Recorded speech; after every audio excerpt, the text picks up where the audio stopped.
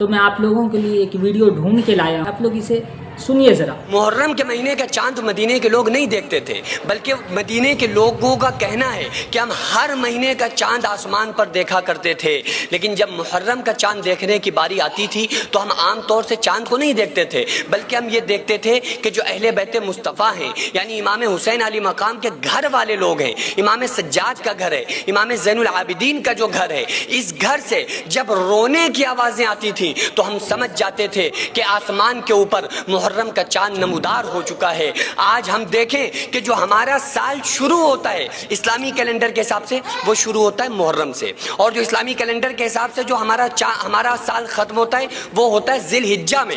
حالانکہ جنوری فروری یہ بھی اللہ کے مہینے، کیونکہ جن لوگوں نے سورج سے حساب لگایا مہینے بن گئے جنوری فروری مارچ اپریل، جن لوگوں نے اسلامی کیلنڈر جس کو کہا جاتا ہے انہوں نے حساب لگایا چاند سے تو بن گیا یہ محرم صفر ربیع الاول۔ تو حالانکہ سورج کو بھی اللہ نے پیدا کیا، چاند کو بھی اللہ نے پیدا کیا، لیکن جو اسلامی کیلنڈر کے حساب سے اگر ہم دیکھیں گے تو جو سال شروع ہوتا ہے وہ کب سے شروع ہوتا ہے؟ محرم سے۔ اب محرم سے سال شروع ہوا اور ختم ہوا ذی الحجہ پہ۔ ذی الحجہ میں ہم کیا کرتے ہیں؟ قربانی۔ ابھی پچھلا مہینہ جو گزرا اس میں کیا تھا؟ قربانی۔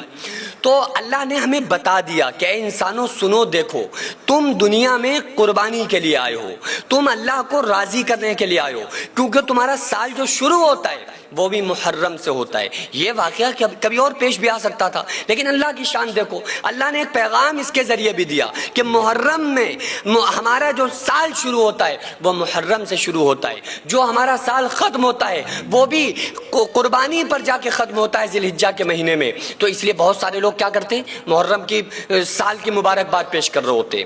حالانکہ سب رسم و رواج ہے، لیکن بھائی ہمیں تو ہمارا یہ سال ہمیں یاد دلاتا ہے کہ غم کا سال ہے، ہمیں یہ سال یاد دلاتا ہے کہ یہ ہم دنیا میں بیکار نہیں بھیجے گئے۔ ہمیں سال جب آتا ہے محرم تو ہمیں یہ یاد دلاتا ہے کہ ایک نبی کا کنبہ، نبی کا خاندان، وہ نبی کا خاندان، وہ امام حسین علی مقام علیہ السلام جن کو آقا علیہ السلام نے اپنی گود میں پالا ہے، جن کو آقا علیہ السلام نے اپنی زبان کو چسایا ہے، جن کو آقا علیہ السلام نے کبھی رونے نہ دیا، جن کو آقا علیہ السلام نے جن کے ساتھ کھیلے ہیں، جن کے ساتھ آقا علیہ السلام مدینے کی گلیوں میں دوڑے ہیں، وہ امام حسین علی مقام علیہ السلام کو جب کربلا کے میدان میں شہید کیا گیا، اتنی بڑی قربانی حسینیوں کے سامنے ہوتی ہے تو ان کے پاس کہاں سے کلیجہ آئے گا کہ وہ اس سال کی شروعات کی مبارکباد پیش کر دے؟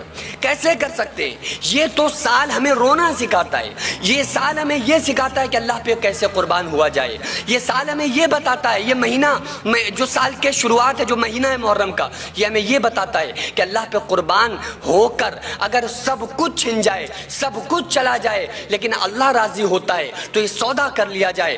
آج ہم لوگ کافی پیتے پیتے نماز چھوڑ دیتے ہیں، آج ہم لوگ مارکیٹ میں نماز چھوڑ دیتے ہیں، آج ہم لوگ شاپنگ کرتے ہوئے نماز چھوڑ دیتے ہیں۔ امام حسین علی مقام علیہ السلام نے کربلا کے میدان میں یہی پیغام دیا تھا کہ لوگوں سنو، دیکھو تلواروں کی چھاؤں میں اور تیروں کی بوچھار میں بھی اللہ کے فرض کو چھوڑا نہیں جاتا ہے۔ یہ پیغام ہے محرم کا۔ صرف یہ نہیں کہ آپ نے تقریریں سن لی، آپ رو لیا پڑھ لے، نہیں، صرف یہ سننا نہیں ہے، بلکہ ہمارا مقصد یہ ہونا چاہیے کہ ہمارا ہر دن امام حسین علی مقام علیہ السلام کی بتائے ہوئے طریقوں پر گزرے، ان کی قربانیاں ہر سیکنڈ ہماری آنکھوں کے سامنے ہونا چاہیے۔